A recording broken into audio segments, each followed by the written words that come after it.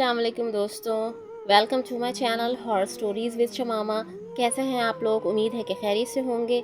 मज़ीद अपडेट के लिए मेरे चैनल को लाइक एंड सब्सक्राइब ज़रूर कर दीजिए। तो चलते हैं आज की कहानी की तरफ। नॉर्थ नाज़िमाबाद कराची का एक मारूफ और मसरूफ़ इलाक़ा है। इसके पुर-रौनक बाज़ार, वसी सड़कें और ज़िंदगी से भरपूर माहौल में हर तरफ चहल पहल नज़र आती है।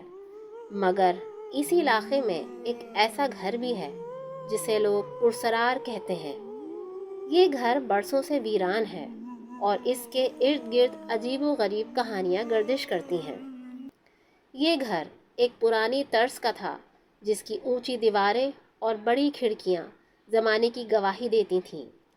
कहते हैं कि कभी यहाँ एक खुशहाल ख़ानदान आबाद था, मगर अचानक इस ख़ानदान के अफराद एक के बाद एक पुरसरार हालात में मरने लगे।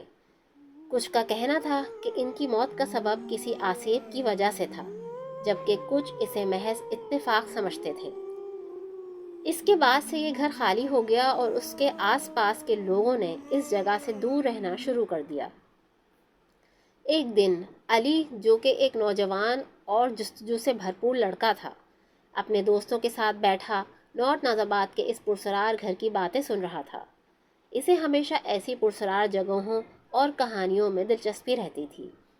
अली ने अपने दोस्तों से कहा, हमें इस घर में जाकर देखना चाहिए, शायद ये सब कहानियां महज अफवाहें हों।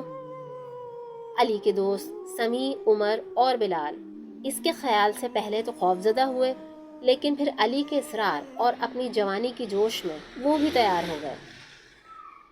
अगली रात ये चारों दोस्त टॉर्च और चंद औजारों के साथ उस वीरान घर की जानिब रवाना हो गए। रात का वक्त था और चांद की मध्यम रोशनी में वो घर और भी खौफनाक दिखाई दे रहा था।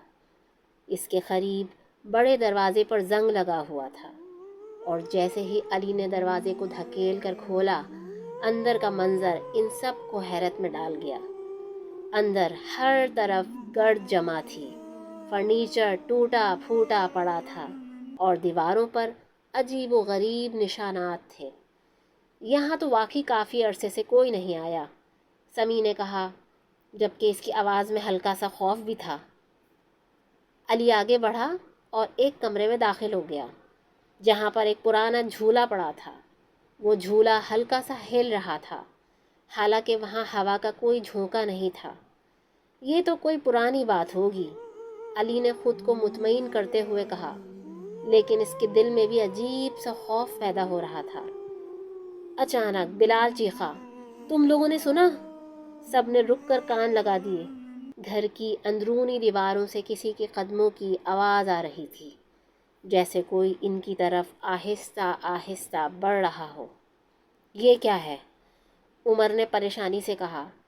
अली ने टॉर्च की रोशनी में चारों तरफ देखा, मगर इसे कुछ नज़र न आया। सब ने आपस में तय किया कि अब यहाँ मज़ीद रहना मुनासिब नहीं और वापसी का इरादा किया। मगर जैसे ही वो दरवाजे की तरफ बढ़े, दरवाज़ा खुद ब खुद बंद हो गया और इनके सामने अंधेरे में एक साये की शक्ल उभरने लगी।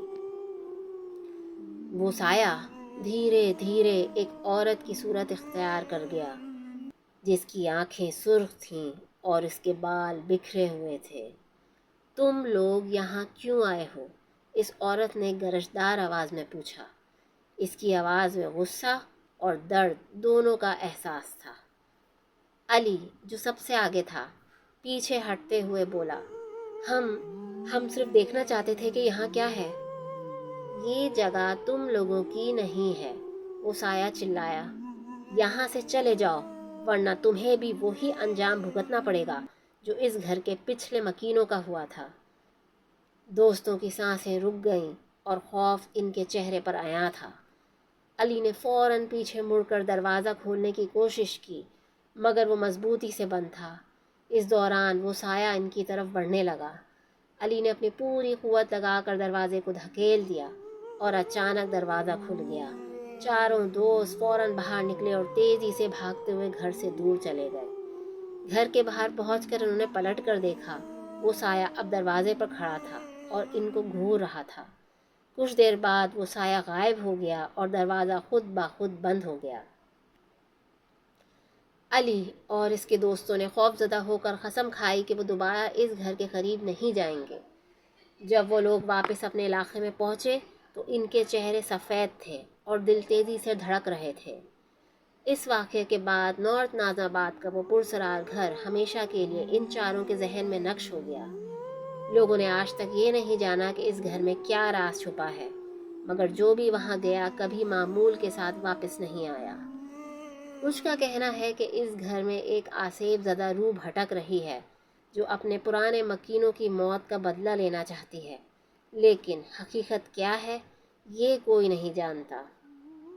نارتھ نازم آباد کا یہ پرسرار گھر آج بھی موجود ہے، اپنے اندر ان گنت راز چھپائے ہوئے، اور ہر گزرتے دن کے ساتھ مزید خوفناک کہانیاں جنم دیتا ہے۔